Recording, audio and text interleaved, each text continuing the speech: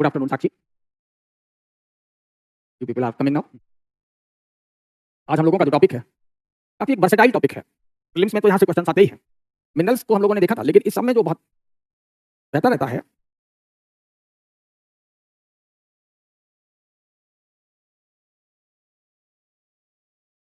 Renewable energy resources.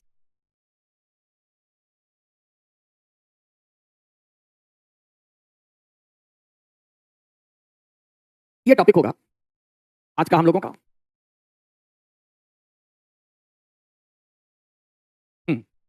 Lithium हमारे energy resources में आता है। रिसोर्सेज कहने का मतलब जिससे कि हम एनर्जी प्रोडक्शन कर सकें।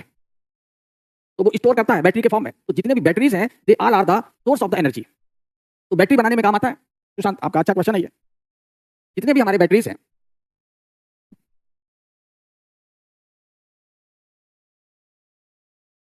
यहाँ पर एक तरीके से इलेक्ट्रोलिसिस होती है, they are the source of power.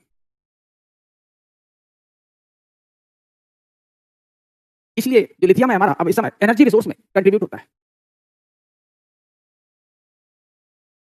Lithium is used to make the power batteries for electronic devices, electronic vehicles। तो जिसके पास लिथियम अच्छा रहेगा वो बना पाएगा। और कोई डाउट? तो बैटरीज क्या है? सोर्स ऑफ पावर है, विद्युत का स्रोत है। और लिथियम को जो है हम लोग बैटरी बनाने के काम, कौन सी बैटरी बना रहे हैं? एक तो जितने हमारे सेल फोन वाले हैं इन सब में यूज करते हैं, तो इलेक्ट्रॉनिक डिवाइसेस में जो यूज करते हैं। दूसरा हमारा इलेक्ट्रिकल व्हीकल्स पर भी इन्हें हम यूज करते हैं। तो हम लोगों ने जो बात करी थी, एक बात आती है क्लीन सोर्स ऑफ एनर्जी। इन सब पर हम लोग बात कर लें तो what are the clean source of energy?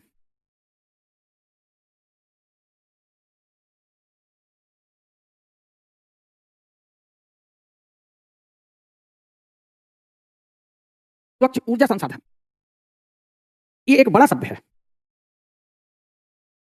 Koppen classification आपका प्रीलिम्स में नहीं है, मेंस में अगर इंडियन क्लाइमेट क्लासिफिकेशन की बात होगी तब कर लेंगे। वैसे जो जनरल कंसेप्ट होता है कोपेन का, वो से देख लीजिएगा। और बीपीएससी में यहाँ से शायद ही कभी कोई क्वेश्चन आ जाए, इसीलिए सिलेबस को बहुत ज्यादा मत करिए, नहीं तो वो फिर रिवाइज नहीं कर पाएंगे और फिर वो बिखरेगा।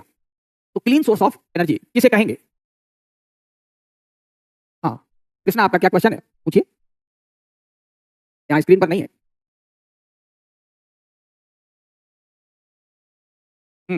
कृष्णा, आप क्वेश्चन दोबारा पूछिए।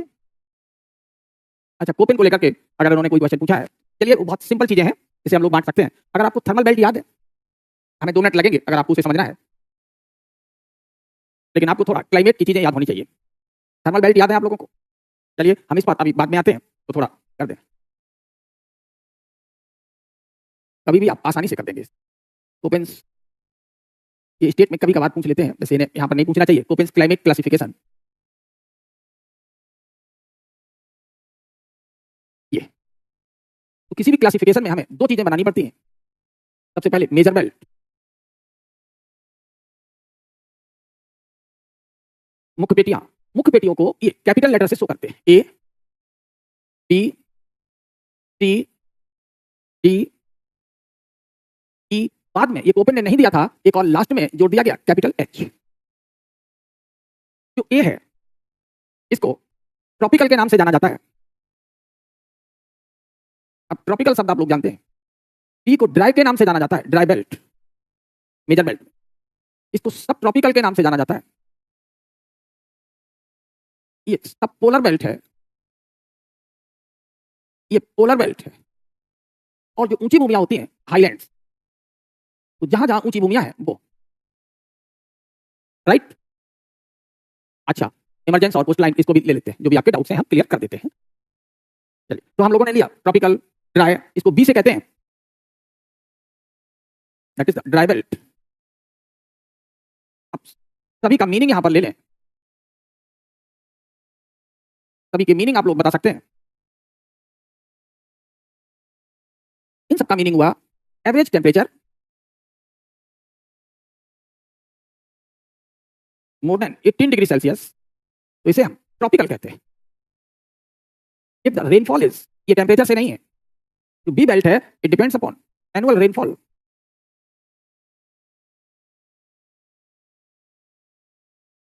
लेस देन 50 सेंटीमीटर, जहां भी वर्षामान 50 सेंटीमीटर से कम है तब ट्रॉपिकल किसको कह देंगे? Where average temperature between 10 to 18 degree Celsius. तब पोलर किसको कह देंगे? Average temperature between 0 to 10 degree Celsius. Polar किसको कह देंगे? एवरेज टेम्परेचर 0 डिग्री सेल्सियस से कम है। तो मेजर बेल्ट में अगर हम लोग देखें तो 4 मेजर बेल्ट तो हमें तापमान के आधार पर है, वो थर्मल बेल्ट है, और ये एक ड्राई पेटी है। आइलैंड्स हम किनको ले लेंगे? जिनकी जो हाइट है, हाइट इज मोर देन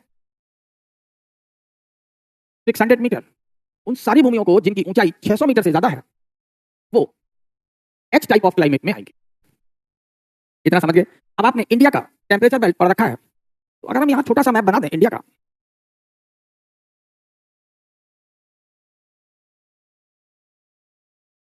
ये यहां हिमालय, हिंदकुश, सुलेमान ऐसे बना लिया। अब हम टेम्परेचर लाइन खींच देते हैं। This is the 18 degree Celsius temperature line.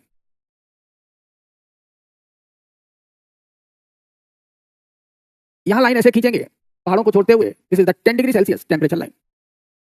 Himalaya में ऊपर चले जाएंगे, this is the 0 degree Celsius temperature line. India का ये वो हिस्सा है जहां रेनफॉल काफी कम होती है, तो ये अपने आप बी बेल्ट बन गया।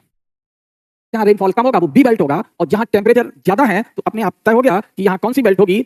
18 से ज्यादा है तो this is the A belt, ये सी बेल्ट। अब इंडिया में हिमालय की हाइट काफी ज्यादा है, तो जो मेजर बेल्ट हुई इंडिया में ये एच बेल्ट हो गई। तो जब हम इंडिया की बात करेंगे तो हमारे पास कितने क्लाइमेटिक बेल्ट होंगे? Major belt A, B, C और H. India has the 4 types of major climatic belt, A, B, C और एच। ए, बी, सी और एच ये रहते हैं। अब हम एक मेजर बेल्ट को, तो major belts are divided into climatic types. Major belt को जलवायु प्रकारों में बांटा जाता है, तो उनके लिए हम लोग क्या यूज करते हैं? Small letters. जैसे अगर हमने एफ यूज किया तो इट मींस वहां रेन फॉरेस्ट है।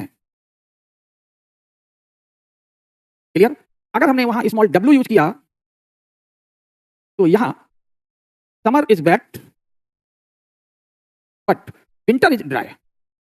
यहां जो मेजर वर्षा होगी वो समर में होगी और विंटर इज ड्राई, तो सर्दियां यहां सूखी होगी। अगर हमने स्मॉल एस यूज किया, summer is dry, winter is wet. तो जिसका हम स्मॉल लेटर लेंगे इट मींस वो ड्राई है। ये हो गया। फिर इसके अलावा इन्होंने कहा कि जैसे कहीं वार्म डेजर्ट है तो वो नीचे से बहुत गर्म होते हैं, small H. Heating from below means यहां कभी भी इस डेजर्ट में टेम्परेचर 0 के नीचे नहीं जाता, तो temperature is always more than 0 degree Celsius. के मींस यहां का जो सरफेस होता है वो कूल रहता है, तो इसे कहते हैं एयर यहां पर नीचे से ठंडी होती रहती है। तो यहां जो एवरेज टेम्परेचर होंगे वो नीचे भी जा सकते हैं इससे 0 से। यहाँ विंटर बहुत ठंडी होती है और यहाँ के समर बहुत गर्म होते हैं। ये सिंबल्स का यूज हम लोग करेंगे जिसको डिवाइड करने के लिए। तो डिवीजन के लिए हमारे स्मॉल सिंबल्स कौन कौन से हो गए? स्मॉल एफ मतलब यहाँ एवरग्रीन फॉरेस्ट होंगे और वर्षामान वहां अच्छा होगा और कोई भी मौसम वहां ड्राई नहीं होगा। Small W, small S, small H and small के। इतना आप लोगों ने यहां ध्यान दिया। अब अगर हम इन सबको पूरे पैटर्न पर रख लें तो हमारे पास मेजर क्लाइमेट्स कितने हो गए?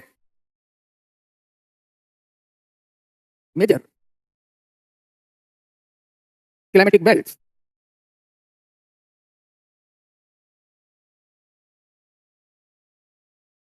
सबसे पहले ए।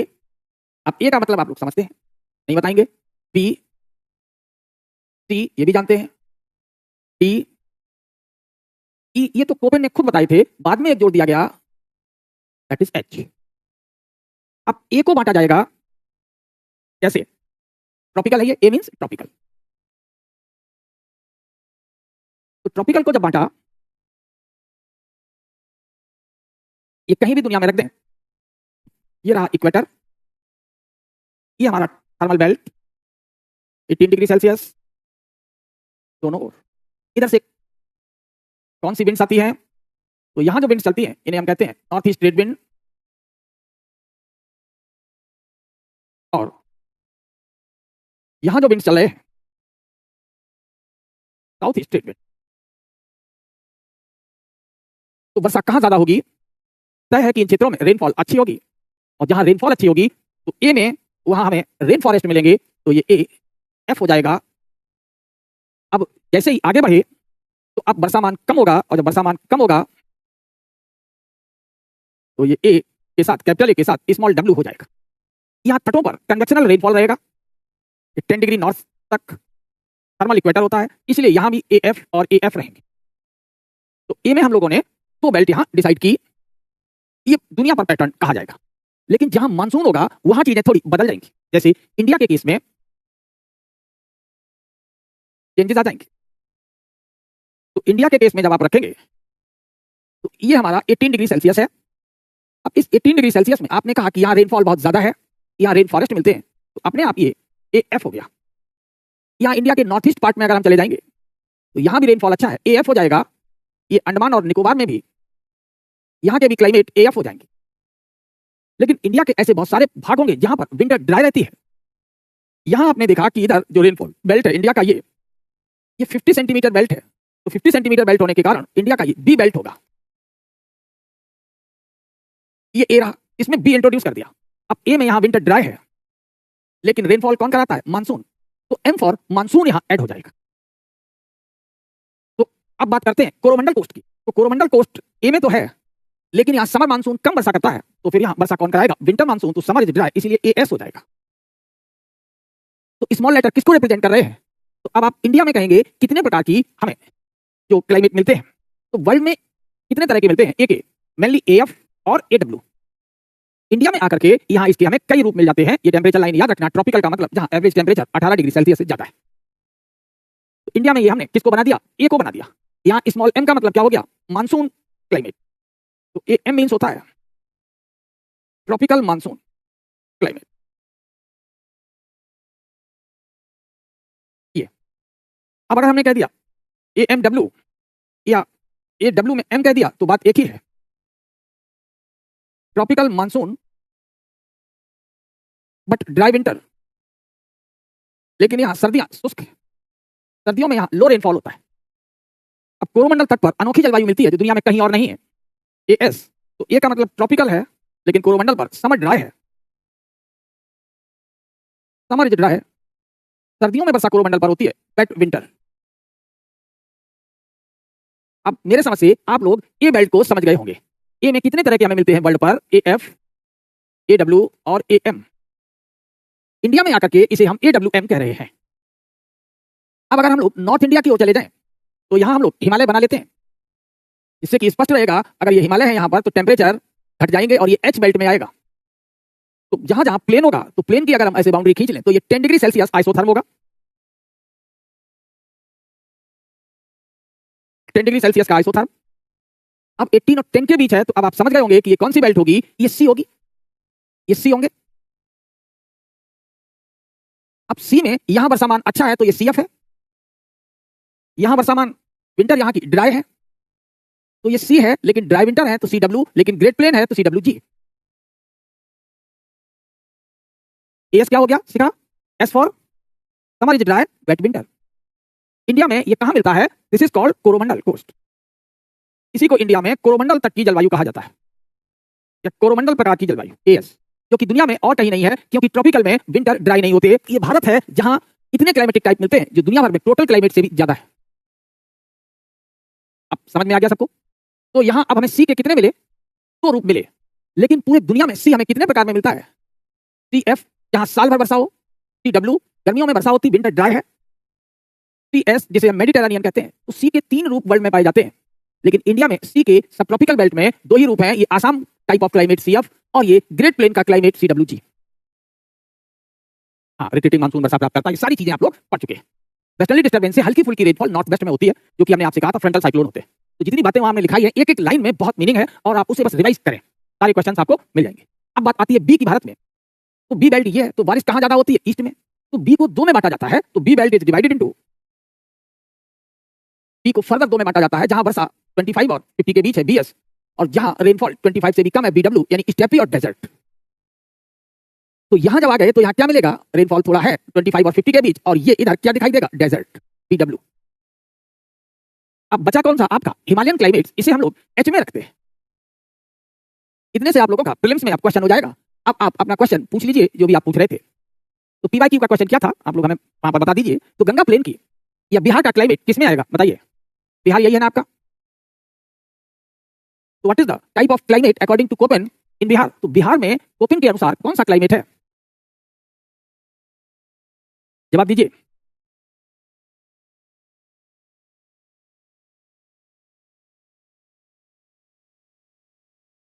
बिहार राज्य का क्लाइमेट हम कौन सा रखेंगे। बिहार गंगा ग्रेट प्लेन पर है, किसमें आएगा, सब ट्रॉपिकल में। कैपिटल डब्ल्यू नहीं लिखते Krishna, small W. Capital C लिखेंगे, capital C small W small G. Capital W का मतलब हमेशा क्या होता है, डेजर्ट, थार डेजर्ट। एस का मतलब स्टेपी ग्रासलैंड। कैपिटल एस अगर होगा तो स्टेपी ग्रासलैंड, और स्मॉल एस है तो समरिज ड्राई।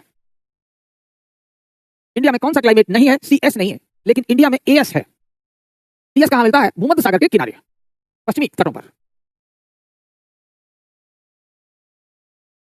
हो गया। तो अब हम तो टोटल इंडिया का जो क्लाइमेट होगा कोपेन के अनुसार कोई एक प्रकार नहीं होगा, कई प्रकार के जलवायु होंगे। कितने क्षेत्रवार, इसको आप लोग फिर पूरे मैप पर हम यहां बना दें तो आपको हमेशा ये नोट्स बना रहेगा।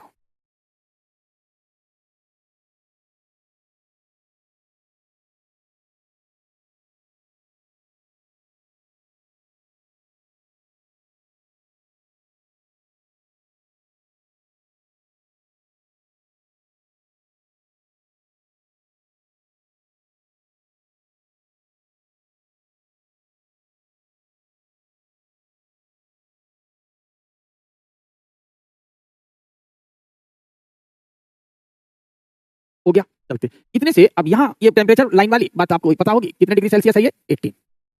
यहाँ ये टेम्परेचर लाइन कौन सा है, 10। ये हमारी जो बेल्ट होगी ये कौन सी रहेगी। तो अब हम लोग अगर बेल्ट की बात करें तो ये ए रहेगा, ये सी रहेगा, ये एच रहेंगे। अब जो मिला हमें ये इंडिया का ये ड्राई बेल्ट होगा, ये बी रहेगा। यहाँ वर्षामान इन क्षेत्रों में कम है। अब आपने कहा यहाँ वर्षामान अच्छा खासा है, तो ये ए में एफ रहेगा। यहां गए तो ए है, ट्रॉपिकल है, लेकिन विंटर ड्राई है। वर्षा कौन कराता है, मानसून। ये लो, इतना आसान हो गया। यहां गए ये, फिर हम नॉर्थ ईस्ट में आ गए, यहां भी वर्षामान अच्छा है, एएफ है। अंडमान में भी एएफ होगा, निकोबार में भी एएफ होगा।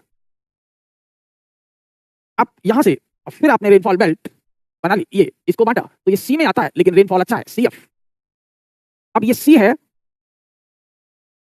लेकिन इस सी में ड्राई विंटर है। कहां पर है, ग्रेट प्लेन पर है, सीडब्ल्यूजी। इतना हो गया। अब हम यहां चलते चले आए तो ये ग्रासलैंड है। अब जितना होता है ये ग्रासलैंड या डेजर्ट हमेशा क्या होते हैं, बी टाइप में आते हैं। बी हो गया, बी एस, और गर्म रहता है तो एच। यहां चले गए ये डेजर्ट एरिया है, बी कैपिटल डब्ल्यू और एच। बस फिनिश। ये है Koppen climate classification of India.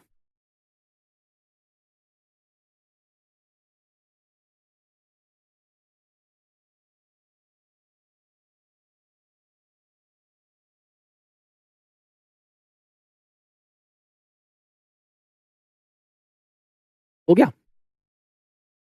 तो अब हम लोगों ने इसे कर लिया। तो a always stands for tropical. ए में जहां ज्यादा रेनफॉल हो रही है उसे क्या कहेंगे, A F. A F means tropical rain forest climate. ये नाम होगा, ट्रॉपिकल रेन फॉरेस्ट क्लाइमेट। इसका एक और नाम होगा, क्या होगा, कहां मिलता है ये, तो ये रीजन कौन सा है, मालाबार। इसीलिए अगर कोई पूछ लेगा तो इसे हम कह देंगे Malabar type of climate. It's another name is Malabar type of climate. इसी को हम मालाबार प्रकार की जलवायु भी कहेंगे। ये सब चीजें आप लोग मेंस में पढ़िएगा, वहां इसका सही प्लेस है। यहां आपने पूछा तो हमने थोड़ा सा बता दिया। अब हमने कहा बी क्लाइमेट, सॉरी ए में, तो ए में कहां पहुंच गए, ए स्मॉल डब्ल्यू एम। तो इसका भी नाम हो जाएगा tropical dry winter monsoon type of climate. Tropical dry winter, सर्दियां यहां सूखी हैं, मानसून टाइप ऑफ क्लाइमेट। पूरा नाम ये होगा। तो इंडिया में कोई एक क्लाइमेट ना होकर के बहुत प्रकार की जलवायु है, एक नाम रखेंगे तो India has the monsoon climate. और इस मानसून क्लाइमेट में हमें रीजनल फैक्टर्स के कारण विविध प्रकार की जलवायु मिलती है। इसके अलावा इंडिया में जो दूसरा रीजन दिख गया ये ए रहेगा, लेकिन यहां समर ड्राई है, एएस। तो एएस क्या हो गया?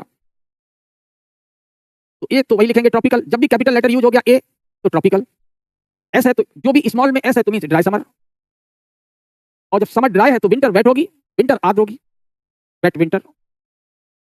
आप लोगों को रिट्रीटिंग मानसून याद है?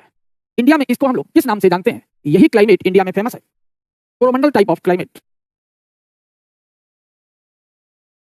Coromandel type of climate. चाहे लोकल पूछा जाए चाहे कोपेन का पूछा जाए, अब आप लोगों का ये क्वेश्चन गलत नहीं होगा। ये तो हमारे ए के टाइप हो गए, अब हम लोग बात लें इंडिया को बी में, तो B type of climate in India, और बी टाइप्स को दो में बांटा जाता है, बी के साथ डब्ल्यू और बी के साथ एस। ये कैपिटल है डब्ल्यू और एस, ये स्मॉल नहीं है। तो जब डब्ल्यू है तो मींस डेजर्ट, इसे मत भूलना, और एस है तो मतलब स्टेपीज, ये ग्रासेस होते हैं, स्टेप्स। ये घास भूमियां हैं, तो घास भूमियों की जलवायु और डेजर्ट की जो जलवायु होती है वो ड्राई क्लाइमेट कही जाती है, इनको ड्राई क्लाइमेट्स कहा जाता है। तो ड्राई क्लाइमेट्स हमारे यहाँ दो हैं, एक बीएसएच ये स्टेपी प्रकार का है, और ये बीडब्ल्यूएच यानी थार का डेजर्ट है। हाँ, झारखंड में कैसा रहेगा? ये पड़ा हुआ झारखंड है, तो झारखंड एडब्ल्यूएम में, उड़ीसा एडब्ल्यूएम में, छत्तीसगढ़ एडब्ल्यूएम में, multiple type of climate, just to increase the complexity of question in exam. अच्छी बात है, it is the country of diversity. Is the childhood, हम लोग बचपन से जानते हैं कि जो चीज दुनिया में कहीं भी है उसका एक सैंपल इंडिया में जरूर है, राइट? ये अब झारखंड में जहां टेम्परेचर गिर जाएगा ए के बजाय सी हो जाएगा, वहां क्या हो जाएगा? ईडब्ल्यू, और जहां टेम्परेचर बढ़ गया वो एडब्ल्यू। क्लियर? ऐसे ही एच हिमालय में है, लेकिन जहां जहां इंडिया में हाइट बढ़ जाएगी, जैसे यहां अगर हाइट बढ़ गई नीलगिरी में, यहां चले गए अन्नामलाई पर, तो यहां कौन से क्लाइमेट मिलेंगे? अब आप समझ गए होंगे, इन सब में हमें एच मिलेगा। यह है इंडिया का खेल। आप लोग अब कंसेप्ट समझ गए, तो आप लोगों को जो भी कंटेंट मिलता है आपको PWIS ओनली से, उसको खूब पढ़िए और क्लास के कंसेप्ट को यूज करिए, आपको वो सारे नोट्स याद हो जाए। सारी चीजें क्लास में नहीं लिखाई जा सकती, ना लिखाने की जरूरत होती है। क्लास होता है कि स्टडी मटेरियल को और हमारे क्वेश्चंस को आसान करते। तो हम लोगों ने इन सबको पढ़ लिया, ए भी पढ़ लिया। इंडिया में ट्रॉपिकल क्लाइमेट कितने प्रकार का है? AF, AWM, as. बी हमें कितने प्रकार के मिलते हैं? तो बी टाइप ऑफ क्लाइमेट जो इंडिया में है वो डेजर्ट वाला है, जिसे कैपिटल लेटर से दिखाया, क्योंकि इंडिया में है तो यहाँ टेम्परेचर कभी जीरो नहीं जाते, तो इसीलिए इन सबके साथ क्या लिखा रहेगा? एच। इससे कंफ्यूज नहीं होना है, क्योंकि एच का हमने मतलब अभी आपको बताया था कि H stands for the heating from below, ये नीचे से गर्म होते रहते हैं, यहाँ टेम्परेचर कभी जीरो के नीचे नहीं जाता। और के का मतलब हो जाएगा कूलिंग फ्रॉम बिलो। तो अब कोई आपके पीछे ही पड़ जाए कि नहीं लद्दाख का क्लाइमेट आप बताइए अलग से, तो ये रहा लद्दाख, यहाँ टेम्परेचर जीरो के नीचे चला जाता है, वर्षा भी बहुत कम है, तो ये बी तो होगा ही, वर्षा कम है तो कैपिटल डब्ल्यू होगा, लेकिन नीचे से ठंडा रहेगा, PWK। अब जिसका भी आप करना चाहें बड़ी आसानी से कर सकते हैं। कोल्ड डेजर्ट, तो BWK का मतलब क्या हो गया? कोल्ड डेजर्ट, और BWH का मतलब क्या हो गया? Warm desert. तो हम लोग यहां बहुत अच्छे से लिख सकते हैं, कहीं भी क्या लिखा? PWK stands for cold desert, ये कोल्ड डेजर्ट होंगे। और अगर BWH लिखा है, ये स्मॉल के रहेगा, तो ये वार्म डेजर्ट होंगे। और अगर BWK है स्मॉल के, कोल्ड डेजर्ट है। अब अगर नाम लिखने की बात आ गई, तो ये जो हमारा वार्म कोल्ड डेजर्ट है, ये कौन सा है? लद्दाख। और जो वार्म डेजर्ट है, समझ गए होंगे, थार, थार डेजर्ट हो गया। अब कहीं कोई कंफ्यूजन हो तो पूछ लीजिए, खत्म। इसीलिए जो आप लोगों ने कहा साइंटिस्ट के लिए, तो जब ब्लैनफोर्ड इंडिया घूमने आया, कौन? ब्लैनफोर्ड, ये 1925 की बात है, वो लिखता है अपने डायरी में, ब्लैनफोर्ड। तो ब्लैनफोर्ड से कहा गया कि आप इंडिया को, साइंटिस्ट का नाम ब्लैनफोर्ड था, वो परेशान हो गया, बोला केरल के लोग यहाँ देखे तो साल भर लुंगी में रहते हैं, धान के खेतों में काम करते हैं, मोपला, और यहाँ जब वो कश्मीर में गया तो कहा यहाँ साल भर लोग फैरन में लिपटे रहते हैं, तो बोले हम किस में रख दें इसे। और जब यहाँ गया तो यहाँ वर्षा बंद नहीं होती है, और यहाँ वर्षा बहुत कम होती है। तो इंडिया के चारों कोने अपने अलग अलग विरोधी स्वभाव के। हो गया? चले हम लोग अपने जिस टॉपिक पर थे वहां लौट चलते हैं। हम लोगों को जो डिस्कस करना था, ये टॉपिक डिस्कस करना था। Now come to the clean source of energy. इसे हम क्लीन सोर्स ऑफ एनर्जी कहते हैं।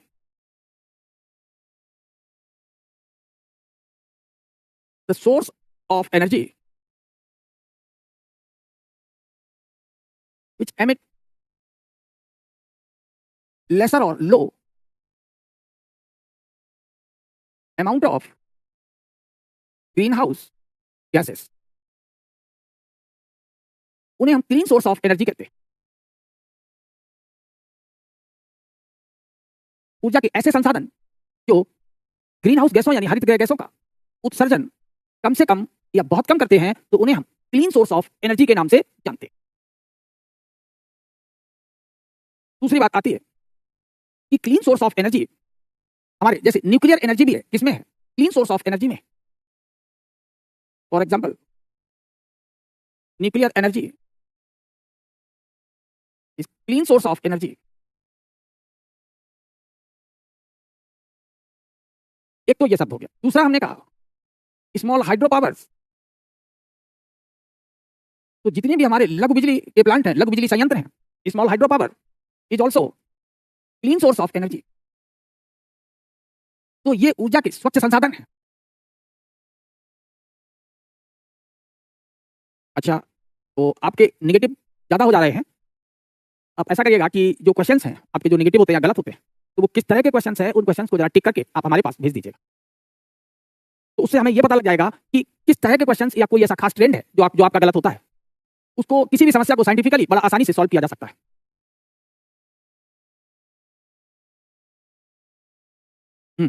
देखा, जो आपने राजस्थान को बांटा है वो गड़बड़ बांट दिया, अपर और लोअर नहीं। ईस्टर्न राजस्थान बीएस में है और वेस्टर्न राजस्थान बीडब्ल्यूएच में है। अपर और लोअर नहीं कहेंगे। ईस्ट में राजस्थान में वर्षा ज्यादा है, तो ईस्टर्न राजस्थान की वर्षा जो है वो कैसी है? ज्यादा है, उसे स्टेपी क्लाइमेट कहते हैं। ये है, इधर हमेशा ईस्ट होता है, ये ईस्टर्न राजस्थान है, ये वेस्टर्न राजस्थान है। तो ईस्टर्न राजस्थान है the steppe climate. Eastern Rajasthan steppe और वेस्टर्न राजस्थान डेजर्ट। ऐसे बांटा गया है। कौन सी वर्षा रेखा बांटती है? This is the 25 centimetre rainfall line. 25 centimetre, इधर 50 रहेगा, इधर 25 रहेगा। 25 और 50 के बीच स्टेपी, और जहां 25 से कम है पश्चिम में वो डेजर्ट। अब गड़बड़ मत करना, ठीक है? चलिए, आप लोग थोड़ा जो है वो रिवीजन करते रहिए, आपके जो क्वेश्चंस हैं वो आसानी से हो जाएंगे। चलते हम लोग अपने पॉइंट पर जिसको डिस्कस कर रहे थे। तो क्लीन सोर्स के नाम पर nuclear energy, small hydro power बहुत चर्चा में है। अब हम लोग बात करते हैं रिन्यूएबल सोर्स ऑफ एनर्जी। यही शब्द सीखने हैं, बाकी तो आप लोग करंट से डेटा पढ़ ही लेते हैं। रिन्यूएबल सोर्सेस ऑफ एनर्जी, ऊर्जा के वो सोर्स जो बार बार नए किए जा सकें, जिनका पुनः नवीनीकरण हो सकता है, नए करने के लिए योग्य है, इन्हीं को पुनर्नव्य कहते हैं। तो पुनर्नव्य ऊर्जा संसाधन कहा जाता है इन्हें। यानी एनर्जी का सोर्स होता है रॉ मटेरियल या कोई नेचुरल फॉर्म ऑफ एनर्जी। तो एनर्जी हम लोग जो ऑब्टेन करते हैं, इसे हम लोग इलेक्ट्रिसिटी के नाम से भी जानते हैं। ये कहां से हमें मिल सकती है ये एनर्जी? या तो कोई नेचुरल मैटर हो, जो, या फिर पता लगा कि ये नेचुरल फॉर्म ऑफ एनर्जी हो।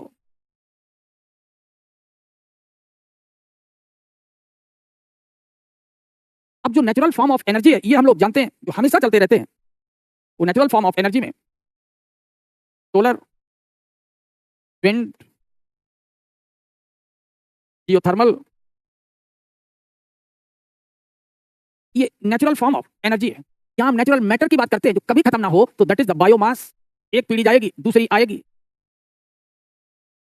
तो बायोमास हो गया, सोलर, विंड, जियोथर्मल, ये सभी के सभी हमारे कैसे हैं? All are the renewable source. इसके अलावा जब तक इंसान है तो बायोमास के साथ साथ वेस्ट, जब तक इंसान गतिविधि करेगा तो वेस्ट भी, अपशिष्ट भी हमें मिलते रहेंगे।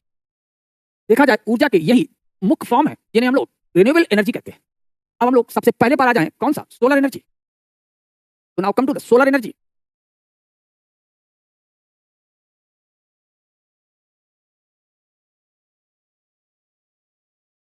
तो सोलर एनर्जी हम लोगों तक पहुंचती है, उसे हम लोग किस नाम से पढ़ते हैं ज्योग्राफी में? इंसोलेशन। ये आता है। इंसोलेशन को दो तरीके से ट्रैप किया जा सकता है। एक तो सोलर थर्मल, तो it can be trapped into two veg.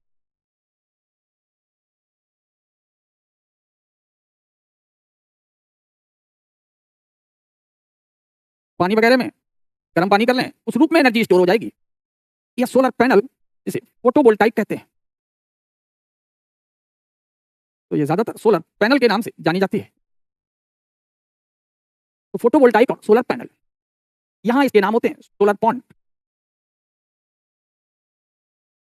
तो जिस पानी में नमक ज्यादा होता है वो देर तक गर्म रहता है। कहां हमें सोलर पॉन्ड मिलते हैं? तो नमक का जो क्षेत्र है वो है कच्छ। तो रन ऑफ कच्छ जो है वो सोलर पॉन्ड के लिए भी सुटेबल है और सोलर पैनल के लिए भी सुटेबल है। राजस्थान जो बेसिकली सोलर एनर्जी का सबसे बड़ा पोटेंशियल है, Rajasthan has the highest production of solar energy in the India. और ज्यादा फैक्ट यहां मत पढ़ना, बस उतने ही पढ़ना जितने याद रहे। तो Rajasthan has highest production of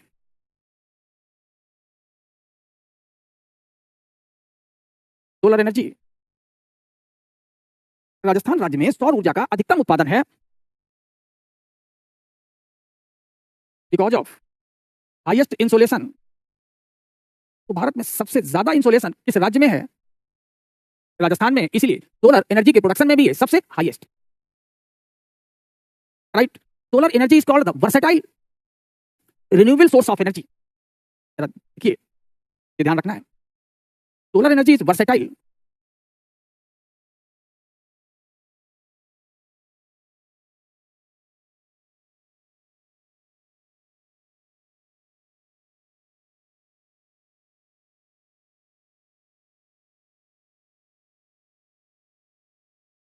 solar energy एक वरदान है इस रूप में, द वर्सेटाइल एनर्जी। क्यों? क्या क्या इसके कारण है? तो पहला जो इसका कारण है कि इसके प्रोडक्शन में ग्रीन हाउस गैस एमिशन का कोई प्रोडक्शन नहीं होता, कोई उत्पादन नहीं होता। लिख ले, no emission of green house gas.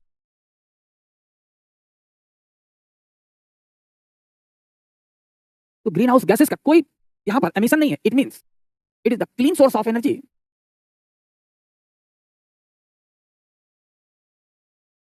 Clean source of energy. तो ये ऊर्जा का स्वच्छ संसाधन है। दूसरा, जब तक सूर्य है ये चलती रहेगी तो ये इनएग्जॉस्टेबल है। It is inexhaustible source of energy. तो ये ऊर्जा का अक्षय स्रोत है, कभी समाप्त नहीं होगा। और इसकी वर्सेटिलिटी क्या है कि इसका दोनों लेवल पर प्रोडक्शन किया जा सकता है। It can be produced for the commercial as well as domestic purpose. इट कैन बी प्रोड्यूस्ड एट दो जगह पर, दो लेवल पर इसको हम प्रोड्यूस कर सकते हैं। बड़े बड़े सोलर पावर प्लांट लगा करके कमर्शियल स्केल,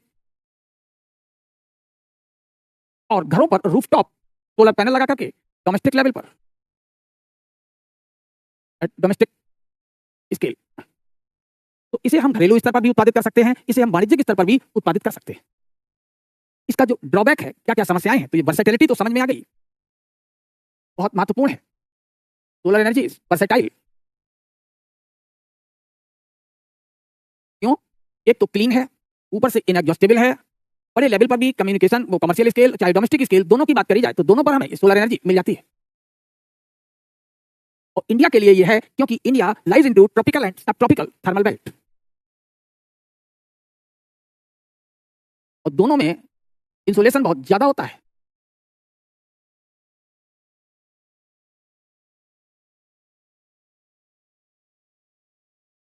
ये दूसरी जो इसकी खास बात है कि जैसे विंड पावर कोस्ट पर है, कोस्ट पर दूसरे भी सोर्स ऑफ एनर्जी हो सकते हैं जैसे पेट्रोलियम, विंड। लेकिन इनलैंड एरिया में जहां पर कोयला नहीं है, तो inland areas which are devoid of the fossil fuel, उनके लिए सोलर एनर्जी एक वरदान है। देखिए, inland states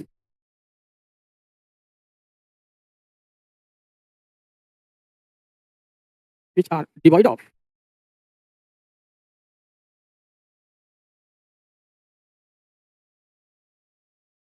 fossil fuel, hydro powers,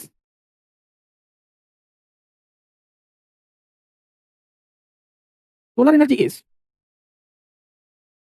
हम इंडिया के कंटेक्स्ट में बात कर रहे हैं, दुनिया के नहीं। सोलर एनर्जी इज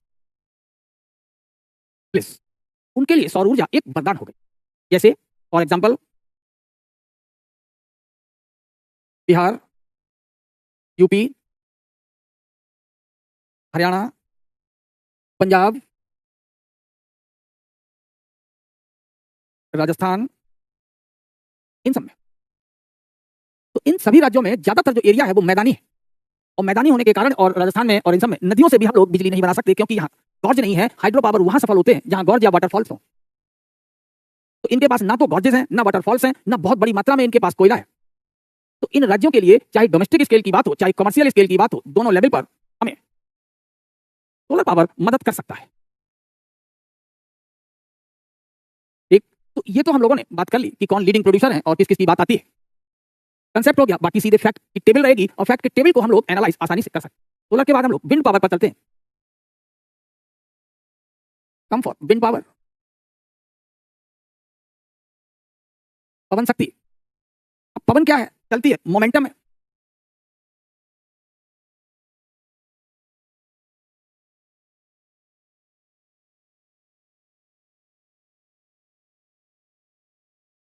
तो जो विंड है वो इसको पुश कर सकती है। This is called rotable turbine.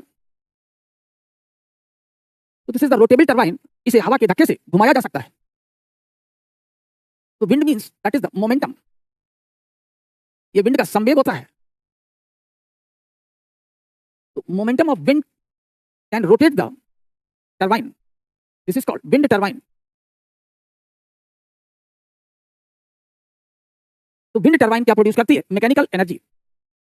अब इस मैकेनिकल एनर्जी को डायनामो से इलेक्ट्रिकल एनर्जी में बदला जाता है।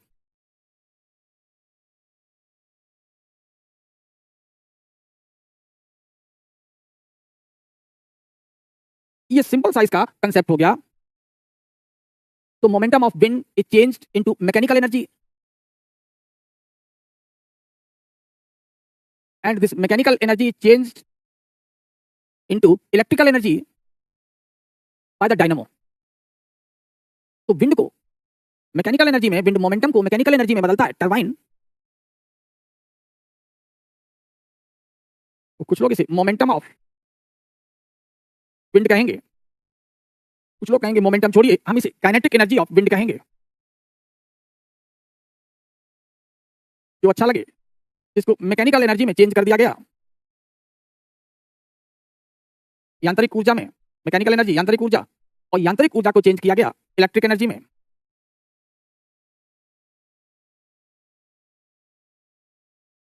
तो किसने किसको बदला? तो सबसे खास बात हो गई, this is the turbine that change the kinetic energy of wind into mechanical energy, and this one is the dynamo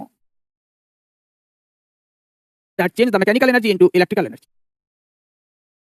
और हम लोगों का ऑब्जेक्टिव है क्या? एक इलेक्ट्रिकल एनर्जी को प्रोड्यूस करना, but there is no consumption of fuel. तो सबसे बड़ी बात है यहाँ की, यहाँ ईंधन कोई खर्च नहीं होता।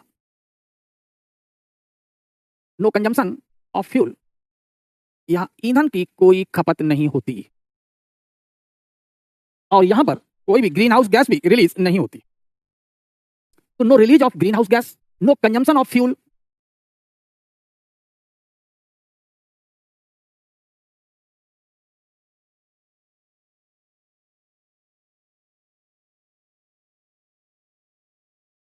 ये दो चीजें इसे बहुत ही ज्यादा सस्टेनेबल सोर्स ऑफ एनर्जी बना देते हैं। तो wind power become the sustainable source of energy. तो wind power is clean source, sustainable source, renewable source. इनमें से हम कोई भी अपना लिख सकते हैं, जैसा हमारा सेंटेंस हो।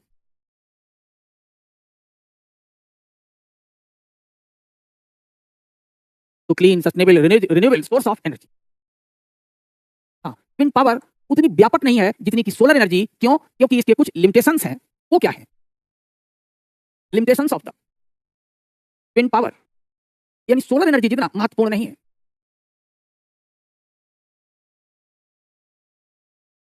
Limitations of wind power. Wind power की, पवन शक्ति की अपनी कुछ सीमाएं हैं। वो सीमाएं क्या है? पहला तो ज्योग्राफिकल लिमिटेशन।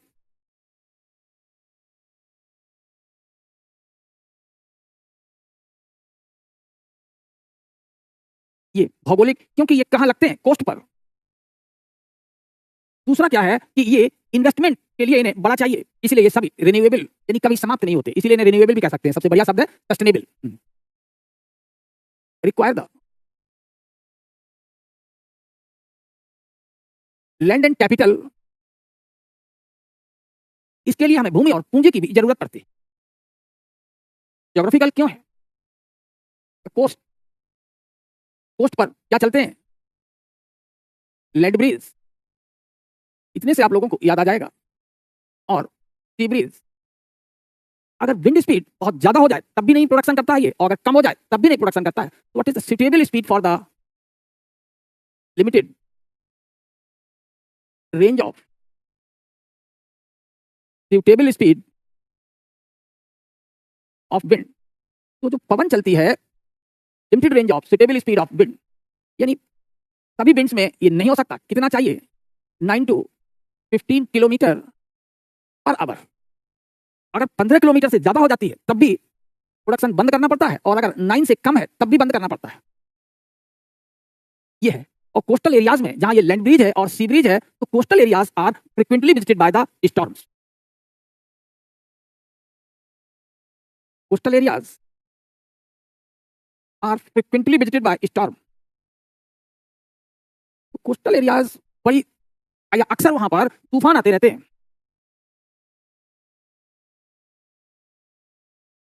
और जब तूफान आते हैं तब ये काम नहीं करता। तो इसके लिए एक लिमिटेड जो है, ये लिमिटेशंस है। तो it is not the all weather source of the energy. तो ये सभी मौसम में या सभी दशाओं में काम नहीं करता। तो wind power is not the all weather, it is not the all weather, all geographical regions. तो ये सभी में लागू नहीं किया जा सकता है। इन्हीं सबको हम लोग एक ही नाम से जानते हैं। तो इसका नाम क्या हो गया? तो these are the geographical limitations, इसकी अपनी भौगोलिक सीमाएं हैं। इसके अलावा यहाँ लैंड और प्रॉपर्टी की भी जरूरत पड़ती है, कैपिटल। और हमेशा ये विद्युत का उत्पादन भी नहीं करते। तो इंडिया में 9 to 15 kilometre, this is the suitable range. तो limited range of suitable speed बहुत छोटी है। कितनी चाहिए? 9 से अगर कम हो जाएगा और 15 से ज्यादा हो जाएगा तो फिर विंड पावर जनरेशन नहीं होती। तो इसके लिए हमें ज्यादा पूंजी लगानी पड़ती है, क्योंकि कम से कम हमारे जो टरबाइन की हाइट हो इस स्पीड को प्राप्त करने के लिए इट इज 80 मीटर, कम से कम 80 मीटर हो। और बेहतर कौन सा होता है, ज्यादा अच्छा होता है ये, तो turbine height should be about 100 metre. तो 80 मीटर या 100 मीटर का ऊंचा हमें ये प्लांट खड़ा करना पड़ता है। It requires the capital. इसके लिए हमें पूंजी की जरूरत पड़ती है। ये है। हिल एरियाज इसके लिए सुटेबल नहीं है, क्योंकि हिल एरिया पर या डेजर्ट में बहुत जल्दी से ये विंड स्पीड बदलती रहती है, और विंड स्पीड हमें चाहिए 9 से 15, और ये स्पीड किसकी होती है? This belongs to the breeze. और ब्रिज अगर हमें चाहिए तो कहां जाना पड़ेगा? कोस्ट पर। ये है। तो कोस्टल एरियाज ज्यादा सुटेबल हैं किसके लिए? For the wind power production. तो गुजरात, तमिलनाडु, तो हमारे लीडिंग स्टेट्स हैं for the wind power production. देख लीजिए, Gujarat and Tamil Nadu are leading state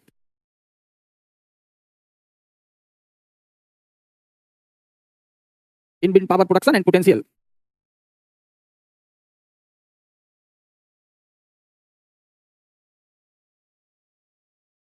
Wind power production and potential. तो पवन शक्ति के उत्पादन में और उसकी क्षमता में तो राज्य हमारे अग्रणी हैं। इन सबको आप लोग बड़ी आसानी से कर सकते हैं, Gujarat and Tamil Nadu.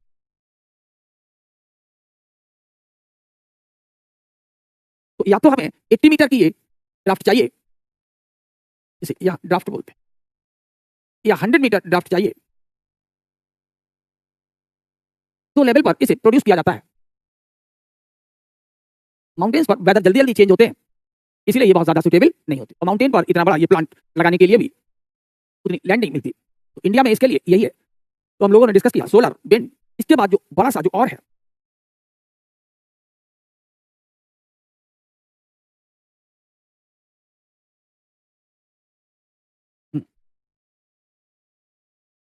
now come to geothermal, geothermal source of energy.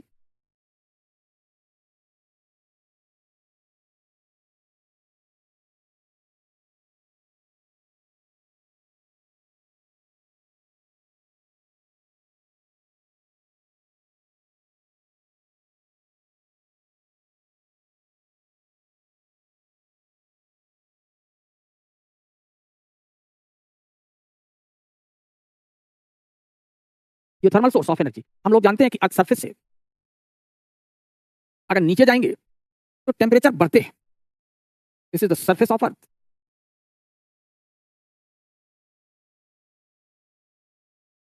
तो डेप्थ यानी गहराई के साथ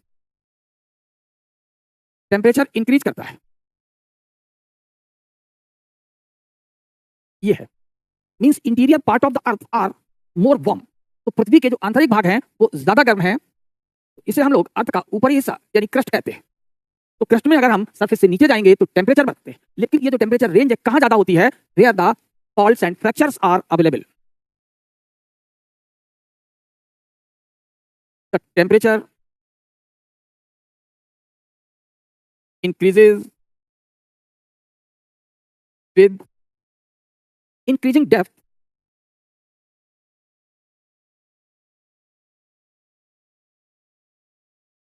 into crust। तो क्रस्ट में गहराई बढ़ने पर तापमान बढ़ते हैं। But it is higher, but higher rate of temperature, higher rate of rise in temperature occurs near fractures oblique faults। किंतु जहां जहां फ्रैक्चर या फॉल्ट होते हैं वहां पर यह तापमान की दर अधिक हो जाती है। यह ध्यान रखना है। तो अगर हम सेंट्रल इंडिया की बात करें तो for example central India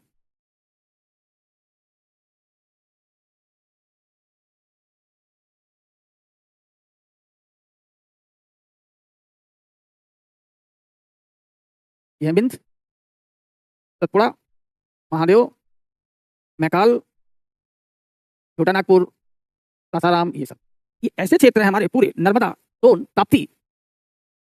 in नदियों को आप लोग अब पहचानते ही होंगे। तो ये तापी रिवर है, दिस इज द नर्मदा, सोन। तो ये तीन नदियों की जो घाटियां हैं यहाँ एक तरीके से फ्रैक्चर्स हैं। और अगर यहाँ पर ये भी ऐसे महानदी वाला भी है तो ये वो सब एरिया हैं जहां पर हमें ये राइज इन टेम्परेचर अच्छा है। कौन कौन है ये राइज इन टेम्परेचर? तो this region is called the Sonata belt in India. India में इसे हम सोनाटा कहते हैं। This is the Son, this one the Narmada, this is the Tapi. Son, Narmada, Tapi, Sonata. तो इस क्षेत्र में हमें यहाँ जो सबसे बढ़िया एग्जांपल है इस सबका, तो दिस इज द तत्तापानी। यहाँ कोयला भी है और ये जियोथर्मल सोर्स भी है, तत्तापानी, जियोथर्मल एनर्जी प्लेस। ऐसे ही अगर हम हिमालय में चले जाएं तो हमारे पास जो ट्रांस हिमालय है यहाँ, तो ट्रांस हिमालय में भी बहुत सारे फ्रैक्चर्स हैं। तो वहां भी हमें ये थर्मल सोर्स मिलते हैं, जैसे पूगा वैली, मणिकरण। तो जो पूगा वैली है it belongs to the Ladakh and Manikaran Himachal Pradesh. तो ये ट्रांस हिमालय पड़ता है। तो ट्रांस हिमालय में भी हमें बहुत सारे फ्रैक्चर्स मिलते हैं। लेकिन यहां पर जो टेम्परेचर डिफरेंस है गर्म पानी का और ऊपर की एयर का वो बहुत कम है। तो अभी इनका जो यील्ड है, जो प्रोडक्शन है वो काफी कम है। But production and yield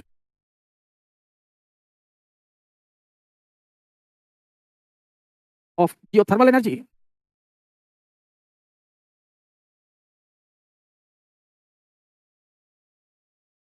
is low in India। अब अगर कोई टेक्निकल एडवांसमेंट हो जाए, जैसे कि हल्की टरबाइन बन जाए, जैसे हल्की टरबाइन बन गई विंड पावर के लिए, स्मॉल हाइड्रो पावर के लिए, तब से स्थिति यहाँ क्रांतिकारी आ गई। तो जो तत्तापानी है, that is the Tattapani in Maikal range, जहां जहां गर्म पानी के सोर्स है। Tattapani means always warm water source. उसमें सबसे फेमस है ये छत्तीसगढ़ का तत्तापानी।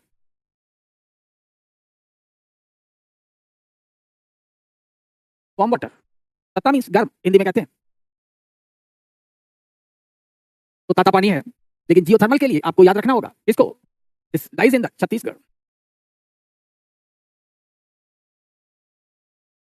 छत्तीसगढ़ मध्य प्रदेश बॉर्डर, ये एक और प्लेस है जिससे आपको याद रहेगा, तो that place is called Ramkola. तो रामायण से जुड़े हुए यहाँ पर प्लेसेस हैं, रामकोला, लक्ष्मणपुर, विश्रामपुर, किरमिरी, झिलमिली, ये एमपी और छत्तीसगढ़ बॉर्डर एरिया है। तो ये डिस्ट्रीब्यूशन है जियोथर्मल का। तो भारत में जियोथर्मल एनर्जी का भी जो पोटेंशियल है वो कोई बहुत ज्यादा खास नहीं है। It is not up to the level of, it is not up to the commercial level. तो production and yield of geothermal energy is low in India. तो भारत में ये भूतापीय ऊर्जा का उत्पादन और उसकी जो उत्पादकता है वो काफी कम है, इट इज लो।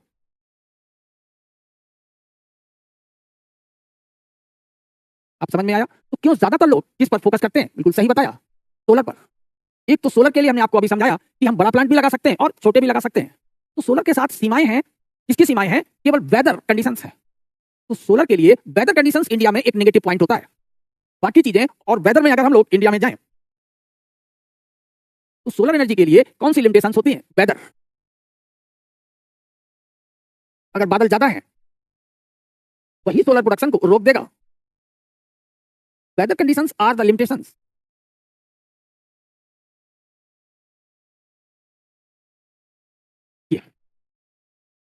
लेकिन अगर क्लाइमेट सब ट्रॉपिकल है तो मोस्ट सुटेबल क्लाइमेट कौन सा है? Most suitable climate for solar, solar के लिए सबसे ज्यादा उपयुक्त जलवायु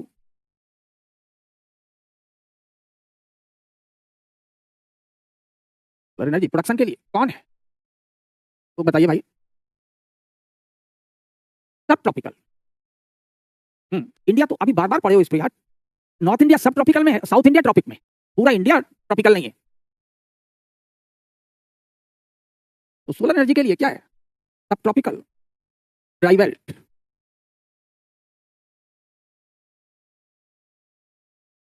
ये है। और अभी अभी आप लोगों ने क्लाइमेट पढ़ा ही था, उसी से आपको लिंक भी कर दें। ये हमारा सब ट्रॉपिकल बेल्ट है, ये 10 डिग्री 18 डिग्री और ड्राई बेल्ट है, क्योंकि यहाँ इंसोलेशन की वैल्यू काफी हाई रहती है। हाई इंसोलेशन, लो क्लाउड्स, लो रेनफॉल। यहाँ सूर्य तप की मात्रा बहुत ज्यादा है, इसीलिए सोलर पैनल काम करते हैं। लो क्लाउड्स, बादल कम रहते हैं, अपने आप लो रेनफॉल है। तो north west part of India is under the sub tropical dry climate, DSBW अभी पढ़ाए थे। तो अब हम लोग अपने टॉपिक पर फिर लौट आते हैं। तो हम लोग बात कर रहे थे इसकी, जियोथर्मल की। तो जियोथर्मल भी उतना वर्सेटाइल नहीं है जितना कि सोलर एनर्जी। और ये जियोथर्मल लिमिटेड है, तो इसके लिए जियोलॉजिकल और ज्योग्राफिकल लिमिटेशंस है।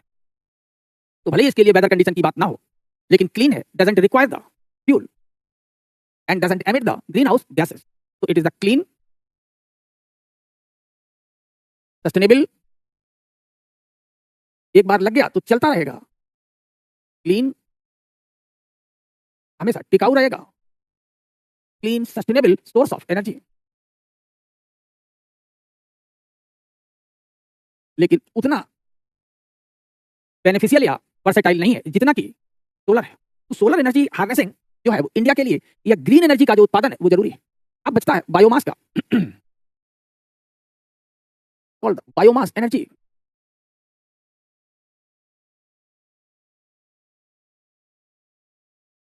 जैव ऊर्जा। और जैव ऊर्जा के लिए हमें क्या चाहिए? जिन चीजों को सड़ाया जाए, गलाया जाए, it is the waste from agriculture में जो यूज होता है,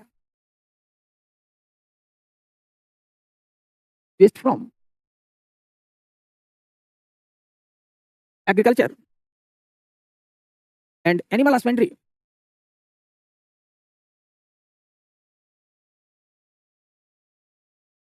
इन क्षेत्रों से हमें कच्चा माल मिलता है, तो फसल का सड़ा गला भाग या पशुओं का गोबर, काऊ डंग वगैरह। इसके लिए चाहिए माइक्रोब्स। माइक्रोब्स इसको बदल देते हैं किसमें? बायोगैस में। और जो बायोगैस है, तो जब ये जलेगी, कंबशन होगा, तो थर्मल एनर्जी मिलती, ताप ऊर्जा। तो इससे भले ही कम मात्रा में, लेकिन ग्रीन हाउस गैस एमिट होते हैं। तो waste from agriculture and animal husbandry change into the biogas कौन बदलेगा? Natural microbes. अब ये यहाँ थर्मल एनर्जी प्रोड्यूस होगी और इस थर्मल एनर्जी को प्रोड्यूस करके इसे जनरेट किया। दूसरा और क्या हो सकता है? तो कहीं से भी सी से ला करके या एनर्जी क्रॉप्स हैं जैसे रतनजोत, जेट्रोफा वगैरह,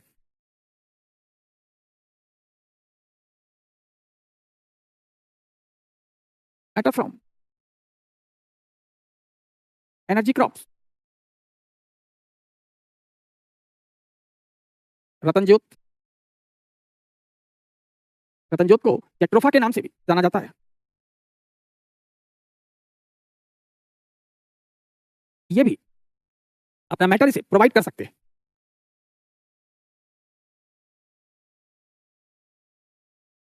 biogas, yes, molasses, industrial waste भी आ जाते हैं। Gobar gas is a type of biomass. Animal husbandry से गोबर, then it is called gobar gas. हाँ, बायोडीजल भी बनाते हैं इससे। बाकी अगर चीजें सड़ रही है तो यहीं पर इसी से रिलेटेड फॉर्म आता है। ज्यादा इसका रिफाइंड फॉर्म है बायोफ्यूल और द बायोडीजल। ये इसका अधिक परिष्कृत रूप है। तो biodiesel more refined form of biomass energy.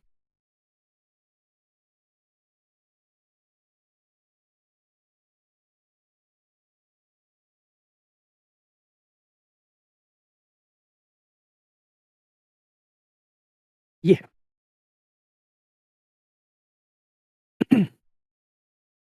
इन सबका भी अभी जो पोटेंशियल है वो जो एग्रीकल्चर रिच स्टेट्स हैं, जो एग्रारियन स्टेट्स हैं इंडिया के,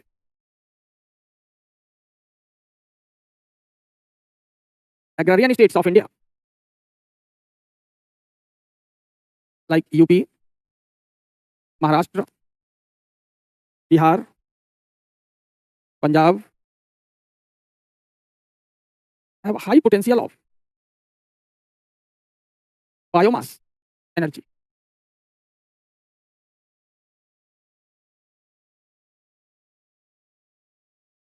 हाँ, मीथेन गैस अगर आएगी तभी कंबसन होगा। इसमें अगर कंबसन की बात करेंगे तो ये मीथेन है। जब हम बायोडीजल की बात करते हैं तो यहाँ यही मीथेन यानी कि एल्केन और कुछ ऑर्गेनिक वोलेटाइल होते हैं, ये होता है। इसको बहुत डिटेल में नहीं देखना है।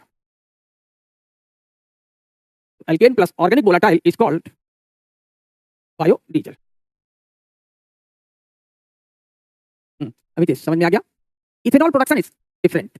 इथेनॉल को हम लोग अलग से प्रोड्यूस करते हैं और फिर ले जाकर के उसे डीजल के साथ या दूसरे पेट्रोल के साथ उसे हम मिलाते हैं तो उसे गैसोहॉल कहते हैं। That is different. इथेनॉल जो है वो स्प्लिट है। That is also the biological product.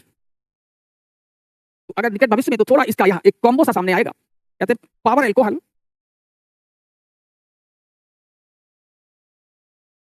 ये है power alcohol, that is called ethanol. इसको बहुत पहले से स्प्लिट कहते हैं, जलाई जाती। तो इसी से एक और रिलेटेड शब्द बनता है, ये सब आप लोग साइंस टेक में पढ़ते हैं, गैसोहॉल